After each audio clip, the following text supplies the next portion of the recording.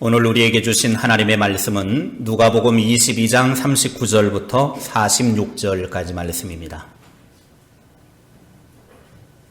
누가복음 22장 39절부터 46절까지 말씀, 함께 하나님의 말씀을 받들어 읽겠습니다.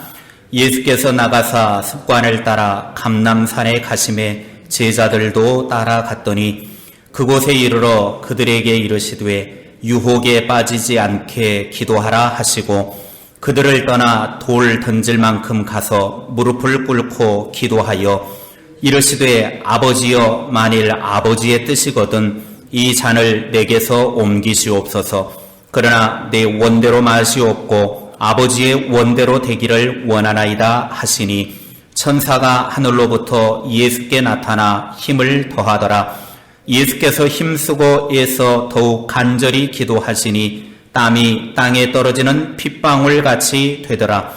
기도 후에 일어나 제자들에게 가서 슬픔으로 인하여 잠든 것을 보시고 이르시되 어찌하여 자느냐, 시험에 들지 않게 일어나 기도하라 하시니라. 아멘.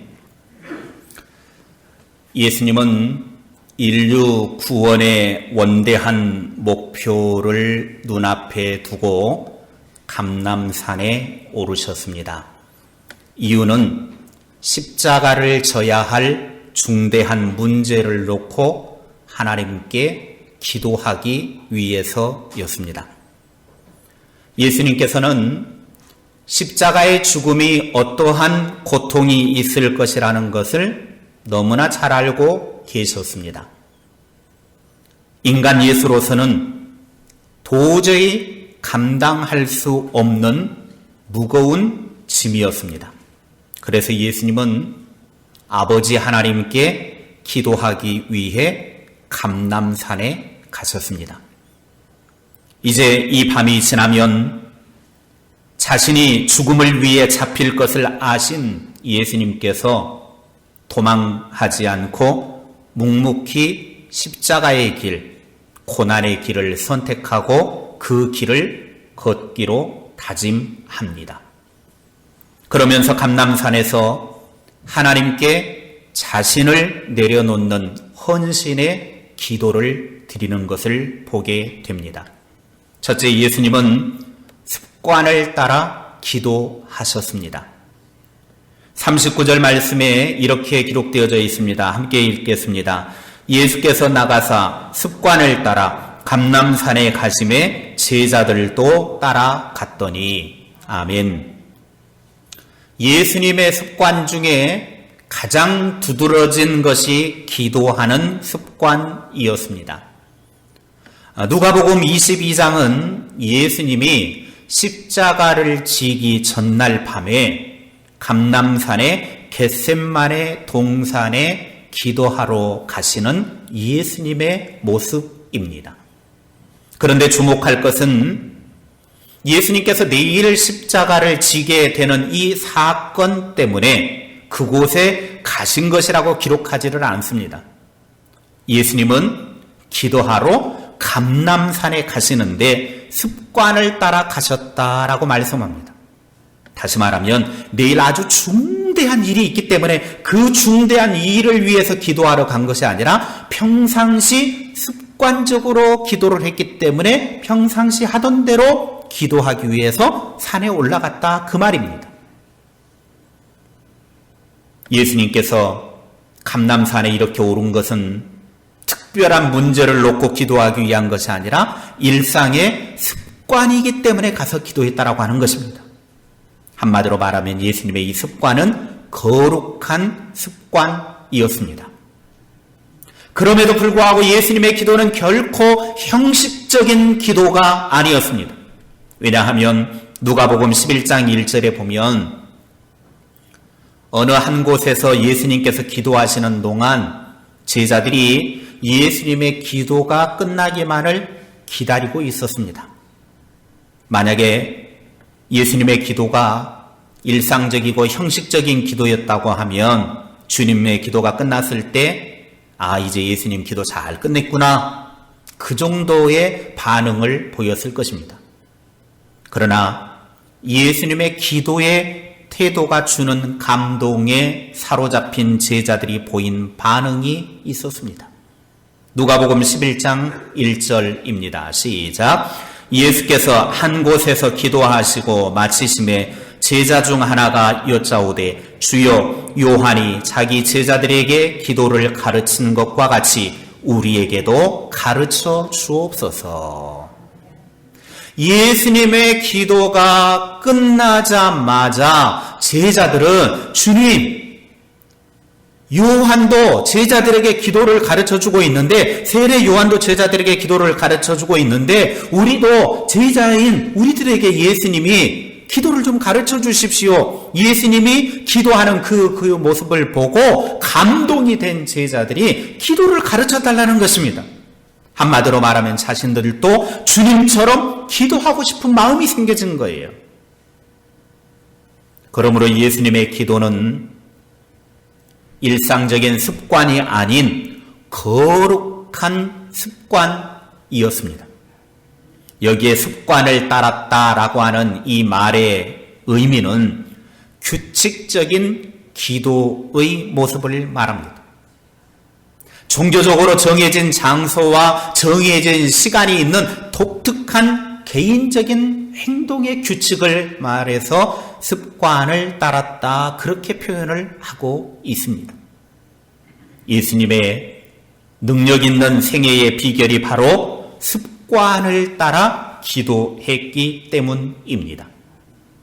우리도 기도에 거룩한 습관이 생길 수 있기를 바랍니다. 기도의 습관을 갖는 것이 참 쉽지가 않습니다. 지금은 고인이 되셨지만 일평생 새벽 기도를 통해서 하나님의 신실한 사명을 감당했던 장로님 한 분이 그런 말씀하시는 것을 이전 교회에서 들었습니다. 그분은 평생 동안 새벽 기도를 해오시면서 새벽에 이렇게 한 번도 빠지지 않고 눈이 오나 비가 오나 권사님과 함께 걸어서 새벽 기도를 나오는데 어떤 분이 물었습니다. 장로님, 평생 동안 그렇게 새벽 기도를 하시는데 한 번도 새벽에 빠지지 않고 이렇게 일어나서 나오는 것이 장로님은 참 쉽죠? 그랬더니 그 장로님이 이렇게 대답을 했습니다. 제가 평생 동안 새벽 기도를 했어도 매일 새벽에 일어나서 새벽 기도에 나오는 것이 결코 쉽지만은 않습니다. 그러나 하나님과 나와의 정해진 기도의 시간이기 때문에 내가 힘들지만 매일매일 이렇게 일어나서 하나님께 새벽 기도를 하기 위해 나오는 것입니다. 그렇게 말했습니다. 평생 동안 새벽 기도의 습관이 되어 있는 사람도 쉽지 않은 것이 기도의 습관입니다. 그런데 기도하는 것은 하나님 앞에 자기가 하나님과 대면하는 것인데, 기도의 습관이 붙었다라고 하는 것은 매일매일 하나님을 정해진 시간에 대면하지 않고는 견딜 수 없는 마음의 성향을 이야기하는 것입니다. 그것이 얼마나 귀한 습관입니까? 저와 여러분이 이 사순절 기간만이라도 기도의 거룩한 습관을 만들기를 바랍니다. 둘째, 예수님은 하나님의 뜻을 따르기를 원하는 기도를 했습니다. 예수님은 기도하실 때 무릎을 꿇고 기도하셨음을 41절에 보여주고 있습니다. 당시 유대인들이 기도할 때 일상적인 기도의 모습은, 우리는 보통 기도하면 어떻게 합니까? 두 손을 모으고 눈을 감고 고개를 숙이고 이렇게 우리는 보통 기도하잖아요. 그래서 어렸을 때 교회 학교 할 때 기도 시간 딱 되면 선생님들이 야! 두 손 모아! 눈 감아! 고개 숙여! 꼭 그러잖아요. 저도 어렸을 때 수도 없이 들었어요. 저는 그게 기도인 줄 알았어요. 물론 그게 우리만의 기도하는 방식이기는 합니다. 그러나 유대인들이 기도하는 일상적인 기도의 방법은 뭐냐면 보통 서서 두 손을 들고 기도하는 것이 유대인들의 일상적인 기도의 모습입니다. 우리의 기도하고는 전혀 다르죠. 우리는 두 손을 모으고 눈을 감고 고개를 숙이고 이렇게 해야 기도라고 생각을 하는데 유대인들은 일어서서 두 손을 들고 하나님께 기도하는 거예요. 왜? 기도는 하나님께 올려드리는 것이기 때문에. 일상적인 유대인들은 보통 일어서서 두 손을 들고 기도하는데 오늘 예수님이 기도하는 모습은 무릎을 꿇고 기도하셨다라고 하는 거예요. 이게 뭘 이야기를 하냐 하면 하나님을 향한 존경과 경배의 행동이고 간곡함을 표현하는 실제적인 몸짓이다라는 것입니다. 예수님께서 이렇게 하나님께 간절히 기도하는 그 기도의 내용이 무엇입니까? 42절에 그 내용이 나오죠. 시작. 이르시되 아버지여 만일 아버지의 뜻이거든 이 잔을 내게서 옮기시옵소서. 그러나 내 원대로 마시옵고 아버지의 원대로 되기를 원하나이다 하시니. 아멘.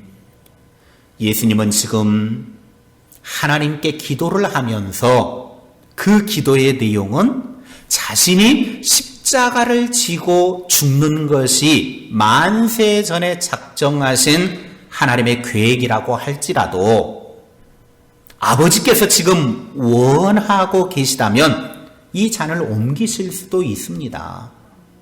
십자가를 지지 않아도 되는 것 아닙니까? 그렇지만 나의 뜻대로 하지 마십시오. 그렇게 기도하고 있는 거예요. 다시 말하면 쉽게 표현하면 하나님의 계획은 십자가에 내가 달려 죽는 것인데 나는 십자가에 죽고 싶지 않습니다. 내 인간적인 생각은 정말로 십자가에 죽고 싶지 않습니다. 할 수만 있으면 피하게 해주십시오. 그러나 그것은 내 생각이고 내 마음의 소원이지만 하나님의 뜻하심이 십자가에 죽는 것이라고 하면 나 그 뜻에 순종해서 십자가에 죽겠습니다. 그 기도예요. 예수님의 기도는 아버지의 뜻과 나의 소원을 대칭적으로 묘사하고 있습니다. 예수님은 기도하실 때 자기 자신의 의지와 소원보다는 아버지를 우선하는 헌신의 모습을 보여주고 있습니다.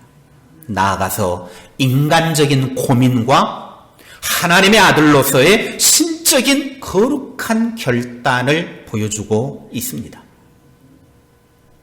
아들 예수를 향한 하나님 아버지의 뜻이 무엇입니까?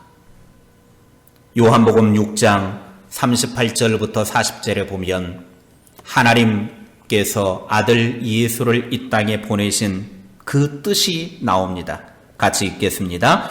내가 하늘에서 내려온 것은 내 뜻을 행하려 함이 아니요 나를 보내신 이의 뜻을 행하려 함이니라. 나를 보내신 이의 뜻은 내게 주신 자 중에 내가 하나도 잃어버리지 아니하고 마지막 날에 다시 살리는 이것이니라. 내 아버지의 뜻은 아들을 보고 믿는 자마다 영생을 얻는 이것이니 마지막 날에 내가 이를 다시 살리리라 하시니라. 아멘. 성자 예수님이 이 땅에 보냄을 받은 이유는 예수님이 자신이 원하고 자신이 뜻대로 살려는 것이 아니라 하나님 아버지의 뜻을 행하기 위해 보냄을 받았다라는 것입니다. 하나님 아버지의 뜻은 아들 예수 그리스도가 십자가의 죽음을 통해서 이 죽음을 믿는 자에게 영생을 주시는 것이었습니다. 그러니까 하나님 아버지가 아들 예수를 하늘의 권세를 다 버리고 이 땅에 보낸 이유는 그 아들 예수가 십자가에 달려 죽는 것이고 그 십자가에 달려 죽은 예수 그리스도를 믿는 자마다 다 영원한 생명, 구원을 얻게 하려고 하는 것이 하나님 아버지의 뜻입니다. 그래서 디모데전서 2장 4절에도 하나님은 모든 사람이 구원을 받으며 진리를 아는 데에 이르기를 원하노라. 모든 사람이 아들 예수 그리스도가 십자가에 달려 죽은 것을 보고 믿어서 구원 얻는 것이 하나님의 뜻입니다. 한 영혼도 버림받지 않고 구원받는 것이 예수님을 이 땅에 보내신 하나님 아버지의 뜻이에요. 이 뜻을 이루기 위해서 예수님은 자신의 생각을 내려놓고 하나님의 뜻을 이루기 위한 기도를 한 것입니다. 하나님의 뜻을 이루기 위해서는 자신이 기꺼이 십자가에 죽는 것이었습니다. 기도는 내 뜻을 하나님께 관철시키는 것이 아닙니다. 보통 이쯤 되면 내가 예수님이라고 하면 십자가를 지지 않게 해달라고 아마 떼를 쓸 것입니다. 하나님의 뜻이 십자가를 지는 것이라 할지라도 저는 십자가를 지고 죽지 않겠습니다 라고 일방적으로 통보하고 기도 끝하고 나가버릴 겁니다. 이것은 기도가 아닙니다. 진짜 기도는 나의 뜻을 내려놓고 하나님의 소원하심, 하나님의 뜻이 무엇인가를 발견하는 것입니다. 하나님의 뜻을 발견하고 난 다음에 그 뜻을 이루며 살려는 것이 진짜 기도예요. 아무리 방언을 하고 몇 시간을 기도를 하고 금식하며 기도해도 하나님의 뜻을 찾지만 않고 내 뜻만 주장하면 그건 기도가 아니에요. 예수님은 자신의 뜻을 고집하지 않고 하나님 아버지의 뜻이라고 하면 십자가를 지겠다고 결단하고 기도했습니다. 그런데 놀라운 사실은 우리 고집대로 살려고 하면 그래 그럼 네 고집대로 네 뜻대로 한번 해봐라 그렇게 내버려 두시지만 하나님의 뜻대로 살려고 결단하면 하나님께서 도와주십니다. 43절 말씀을 보십시오. 함께 읽겠습니다. 천사가 하늘로부터 예수께 나타나 힘을 더하더라. 아멘. 자신의 뜻을 포기하고 아버지의 뜻이 십자가에 죽는 것이니 내가 십자가에 죽겠습니다 결단을 하니까 하나님이 하늘로부터 천사를 보내서 예수님의 뒤에서 힘을 더해 주시더라는 거예요. 이 사명을 감당할 수 있도록 하나님께서 강하고 담대하도록 힘을 주시고 격려해 주시고 위로해 주시더라는 것입니다. 여기에 천사를 보내서 힘을 더한다라는 말은 헬라어에 보니까 현재 분사형, 그 말은 계속해서 도와준다 그 말입니다. 그 순간에만 도와주는 것이 아니라 계속해서 그 사명을 이룰 때까지 도와주신다라는 거예요.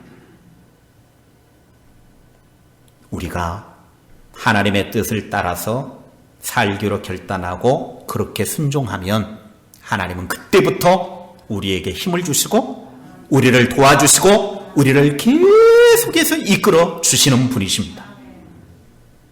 예수님에게 하나님의 도우심이 필요했다라고 하는 것은 하나님의 아들이시지만 예수님은 동시에 인간이심을 분명하게 보여주고 있는 겁니다.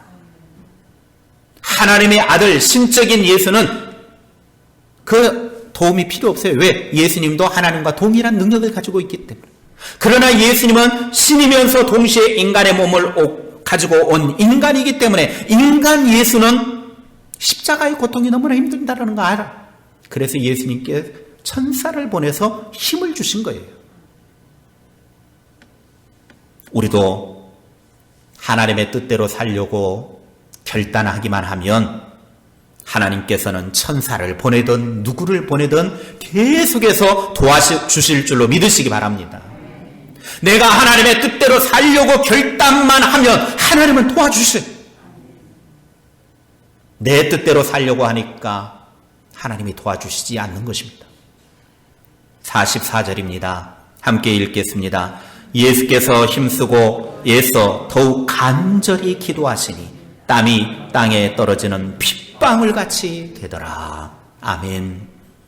십자가를 져야 하는 아주 중요한 문제를 앞에 두고 예수님의 기도하는 모습을 보여주고 있습니다. 기도하시는 예수님의 모습, 힘쓰고 애써 기도하셨다. 힘쓰고 애써 기도하셨다. 힘쓰고 애써서 기도했다라고 하는 이 말의 원래 의미는 정말로 절박한 결단이나 인생의 재난을 맞이했을 때 힘을 최고로 집중할 때 사용하는 단어 아고니아라고 하는 단어가 사용이 됩니다. 그러니까 지금 예수님이 가장 중요한 일을 결단해야 될 때, 자신의 온 힘을 쏟아야 될 때, 그 마음가짐을 가지고 간절함 가운데 기도하고 있다라고 하는 것입니다. 얼마나 간절하고 집중적으로 온 힘을 다해 기도를 했으면 땀이 핏방울같이 되어져 나오더랍니다. 누가복음을 기록한 누가는 직업이 의사였습니다. 그렇기 때문에 예수님의 그 모습을 의사의 눈으로 보는 거예요. 다른 복음서는 그냥 그렇게 의미 있게 다루지를 않아요. 그런데 누가는 의사이기 때문에 의사의 눈으로 예수님이 일반 땀이 아니라 핏방울같이 땀을 흘리는구나. 다시 말하면 예수님이 얼마나 힘을 써서 온 힘을 다해가지고 기도를 했으면 모세혈관이 터져가지고 피가 나올 정도로 온몸에 땀이 나오는 것도 대단한 기도지만 그 땀에 피가 섞여서 나올 정도로 그렇게 간절하게 절박하게 하나님께 기도하고 있더라는 것입니다. 여러분, 어느 정도 기도해야 땀이 나올까요? 땀은 어떻게 막 기도하다 보면 나오기는 합니다. 솔직히 간절하게 막 창자가 아플 정도로 한 10분만 기도해도 땀 나오긴 합니다. 그러나 그 땀이 핏방울 같이 나오게 할 정도로 절박하고 간절한 기도가 되려면 어느 정도 기도해야 되겠습니까? 인간의 힘으로는 감당할 수 없는 일이기 때문에 예수님은 그렇게 간절하게 기도하셨습니다. 자칫 인간적인 생각이 그 속에 들어가면 하나님의 뜻이 실패할 수 있기 때문에 온 힘을 집중해서 기도했습니다. 하나님의 뜻을 이루고자 하는 이런 간절한 기도가 있었기 때문에 예수님도 십자가를 질 수 있는 힘을 하나님으로부터 공급받을 수 있었습니다. 셋째, 예수님은 제자들에게 시험에 빠지지 않도록 기도하라고 말씀하십니다. 40절 말씀입니다. 함께 읽겠습니다. 그곳에 이르러 그들에게 이르시되 유혹에 빠지지 않게 기도하라 하시고, 예수님은 십자가를 져야 될 이 중대한 문제를 앞에 두고 제자들에게 시험에 빠지지 않도록, 유혹에 빠지지 않도록 기도해라. 그러고 나서 따로 떨어져서 기도하신 후에 제자들에게 와서 보니까 제자들의 꼴이 말이 아니었습니다. 45절 46절을 보면 이렇게 나옵니다. 시작. 기도 후에 일어나 제자들에게 가서 슬픔으로 인하여 잠든 것을 보시고 이르시되 어찌하여 자느냐, 시험에 들지 않게 일어나 기도하라 하시니라. 제자들은 슬픔에 지쳐서 모두 잠들어 있었습니다. 마치 우리가 골골 자고 있는 것 마냥 제자들은 자고 있었습니다. 그 잠들어 있는 제자들을 향하여 예수님은 호통을 치시면서 깨웁니다. 왜 잠만 자고 있느냐? 시험에 들지 않도록 기도해라. 유혹에 넘어가지 않도록 기도해라. 예수님의 이 말씀은 시험이 없기를 기도하라고 하는 것이 아니라 시험에, 유혹에 빠져들지 않기를 기도하라고 하는 것입니다. 시험이 있을 수는 있지만 그 시험에 빠지지 않도록 미리 기도하라고 하는 것이 예수님의 말씀이었습니다. 여러분, 이 땅에 시험 없이 유혹 없이 살아갈 사람이 누가 있습니까? 누구나 다 유혹이 있습니다. 내가 아무리 하나님 나 유혹에 들지 않게 해주십시오 해도 내 육신의 생각은 항상 유혹에 빠져들게 되어져 있어요. 시험에 들게 돼 있어요. 그러나 중요한 것은 시험이 와도 유혹이 와도 거기에 빠지지 않는 것이 중요한 거예요. 그러니까 예수님이 너희들에게 반드시 시험이 온다. 너희들에게 반드시 유혹이 온다. 그 유혹에 빠지지 않도록 하기 위해서 너희가 기도해라. 그런데 제자들은 어떠했습니까? 콜콜 잠만 자요. 내 은혜가 내게 족하니 잠자게 해주셔서 감사합니다. 내가 요즘 잠을 못 잤는데 잠 잘 자게 해주셔서 감사합니다. 이러고 자고 있더라는 거예요. 그때 주님이 뭐라 그래요? 호통을 치시잖아요.